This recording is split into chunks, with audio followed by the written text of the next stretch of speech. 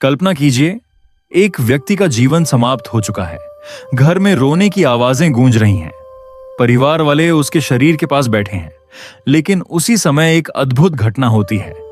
जिसे लोग मृत समझ रहे हैं, उसकी आत्मा शरीर से बाहर निकल चुकी है।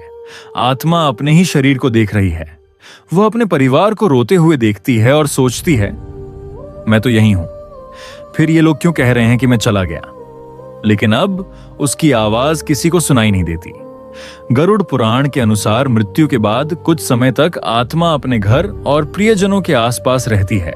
उसे अपने जीवन के सभी अच्छे और बुरे कर्म याद आने लगते हैं। फिर अचानक एक दिव्य और भयावह दृश्य प्रकट होता है। 2 यमदूत उसके सामने आते हैं। यदि व्यक्ति ने धर्म और पुण्य का जीवन जिया हो तो यमदूत शांत दिखाई देते हैं, लेकिन यदि उसने पाप किए हों तो उनका रूप अत्यंत डरावना बताया गया है। यमदूत आत्मा से कहते हैं, चलो अब तुम्हारी यात्रा शुरू होने वाली है। आत्मा अपने परिवार को अंतिम बार देखती है और यमदूतों के साथ चल पड़ती है। गरुड़ पुराण में बताया गया है कि मृत्यु के बाद पहले 13 दिन बहुत महत्वपूर्ण होते हैं। इसी कारण हिंदू धर्म में 13वीं पिंडदान और श्राद्ध का विधान रखा गया है। मान्यता है कि इन दिनों में परिवार द्वारा किए गए धार्मिक कर्म आत्मा की यात्रा को सरल बनाने में सहायक होते हैं। आत्मा धीरे धीरे अपने सांसारिक मोह से मुक्त होने लगती है। अब आत्मा को एक लंबे मार्ग से गुजरना पड़ता है। यह यात्रा आसान नहीं होती। गरुड़ पुराण में वर्णन मिलता है कि आत्मा को अपने कर्मों के अनुसार अनेक प्रकार के अनुभव होते हैं। जिसने जीवन में दूसरों की सहायता की, सत्य बोला और धर्म का पालन किया, उसकी यात्रा अपेक्षाकृत सुखद होती है। लेकिन जिसने दूसरों को कष्ट दिया, धोखा दिया या अधर्म किया, उसे कठिन अनुभवों का सामना करना पड़ता है। यहां एक महत्वपूर्ण बात समझनी चाहिए। गरुड़ पुराण इन वर्णनों के माध्यम से मनुष्य को अच्छे कर्म करने की प्रेरणा देता है। लंबी यात्रा के बाद आत्मा यमलोक पहुंचती है। वहां धर्मराज यमराज की विशाल सभा होती है। यमराज के सामने आत्मा के जीवन का पूरा लेखा जोखा प्रस्तुत किया जाता है। कहा जाता है कि व्यक्ति के प्रत्येक कर्म का रिकॉर्ड सुरक्षित रहता है। कोई भी कर्म इतना छोटा नहीं कि उसका प्रभाव ना हो।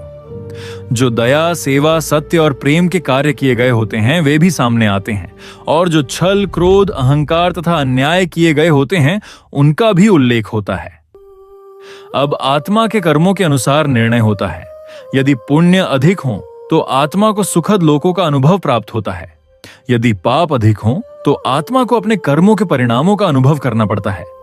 गरुड़ पुराण में स्वर्ग और नरक के अनेक वर्णन मिलते हैं, लेकिन इन वर्णनों का मुख्य उद्देश्य मनुष्य को भयभीत करना नहीं, बल्कि उसे धर्म और सदाचार के मार्ग पर चलने की प्रेरणा देना है।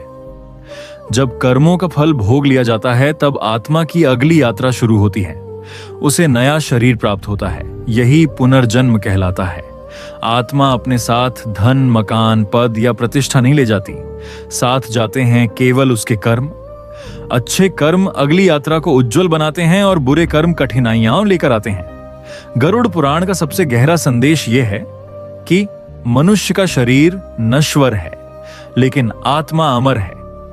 एक दिन सबको यह संसार छोड़ना है। इसलिए जीवन में धन कमाने के साथ साथ दया, सेवा, सत्य, भक्ति और अच्छे कर्मों का संग्रह भी करना चाहिए, क्योंकि मृत्यु के बाद हमारा साथ केवल हमारे कर्म ही देते हैं। जिस दिन मनुष्य यह समझ लेता है कि मृत्यु अंत नहीं बल्कि एक नई यात्रा की शुरुआत है, उसी दिन उसका जीवन बदल जाता है।